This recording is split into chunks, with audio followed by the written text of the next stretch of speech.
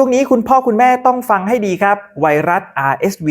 หรือไวรัสทางเดินหายใจเนี่ยกำลังระบาดหนักเลยครับในเด็กเล็กโดยเฉพาะอายุต่ำกว่า2ปีอาการเริ่มต้นเนี่ยเหมือนไข้หวัดธรรมดาเลยนะครับแต่ถ้าหากรุนแรงขึ้นอาจจะกลายเป็นหลอดลมอักเสบปอดบวมและถึงขั้นหายใจล้มเหลวได้นะครับแพทย์เตือนนะครับว่าให้ผู้ปกครองเนี่ยเฝ้าระวังหากลูกมีอาการไอมากหอบเหนื่อยหายใจมีเสียงหวีดต้องรีบไปพบแพทย์ทันทีนะครับการป้องกันเนี่ยทำได้ด้วยการล้างมือบ่อยๆครับสวมใส่หน้ากากอนามัยเลี่ยงที่แออัดครับและห้ามใช้ของร่วมกันกับผู้อื่นเพราะว่าในปัจจุบันนี้นะครับยังไม่มีวัคซีนรักษา RSV ได้โดยตรงครับทางเดียวก็คือป้องกันอย่างเข้มงวดใครมีลูกเล็กนะครับต้องยิ่งระวังนะครับ